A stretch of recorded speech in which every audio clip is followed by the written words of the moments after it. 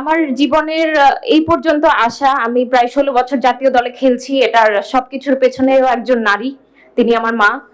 আমার বাবার আসলে সেভাবে সাপোর্ট ছিল না, যেটা প্রতিবেশীদের অনেক কথা আমি শুনেছি, কোথায় যায়, কি করে, কি খেলছে।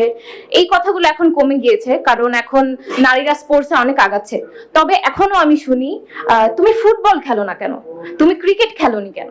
সো এই কথাটা যেন আমাদের শুনতে না হয়, কিংবা আমাকে এখনো অনেক সময় প্রশ্ন করা হয়, আচ্ছা টেবিল টেনিস খেলো, আর কি করো। এই কথাটা যেন কোনো খেলোয়াড়কে, কোনো ক্রীড়াবিদকে শুনতে না হয়। আচ্ছা খেলছো, পড়াশোনা করছো, বিয়ে কবে করবা। এই কথাগুলো, এই প্রশ্নের সম্মুখীন আমরা হতে চাই না। পাশাপাশি আরেকটা কথা বলতে চাই যে যেই ইভেন্টগুলো আননোন বা আনরিকগনাইজড আছে, যেমন মাবি আপু বলেছে ওয়েট লিফটিং এর কথা, ও বলেছে আয়রন ম্যানের কথা, আমি টেবিল টেনিসের কথা বলছি। অনেক ইভেন্ট আছে যেগুলো সুপরিচিত নয়। কেন? কারণ এইগুলোকে সেভাবে রিকগনিশন দেওয়ার চেষ্টাই করা হয় না। ফুটবল একটা বড় মাঠের খেলা, কিন্তু আমার খেলাটা ছোট মাঠের খেলা বলে যে প্রতিযোগিতামূলক নয়, এমন কিন্তু নয়।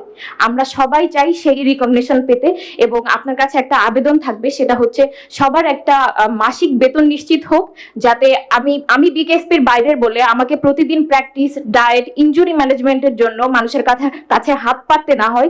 এটার একটা ম্যানেজমেন্ট করার চেষ্টা করবেন, কারণ আমার খেলাটাকে আমাকে সাপোর্ট করতে আমাকে টিউশনি করতে হয়, না হলে আমি আমার প্রতিদিনের প্র্যাকটিস ম্যানেজ করতে পারবো না, আমি যাতায়াতের খরচ ম্যানেজ করতে পারবো না, এবং আমার যে খেলার প্রপস আছে সেগুলো আমি ম্যানেজ করতে পারবো না। হ্যাঁ, আমি একটা প্রপস দিয়ে 4-5 বছরও চালাতে পারি, যদি সেটা আমি একটা ভালো জিনিস কিনি, কিন্তু সেই 4-5 বছরের জন্য আমাকে আরো 2 বছর ধরে অ্যারেঞ্জ করতে হয় টাকা।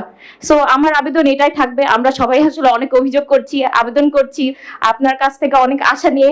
আশা করছি আপনি আমাদের সবার আশা পূরণ করার চেষ্টা করবেন, এবং অবশ্যই অনেক শুকরিয়া জানাতে চাই, ওমেন স্পোর্টস অনেক এগিয়েছে আলহামদুলিল্লাহ। আমি যদি আরো 10 বছর আগের কথা বলি, আমি অনেক ছোট ছিলাম, তবে তখনও আমি এতটা রিকগনিশন দেখি নাই। সো হোপ যে রাইজ অফ ওমেন স্পোর্টস সত্যি নিশ্চিত হচ্ছে এবং হবে ইনশাআল্লাহ। Thank you.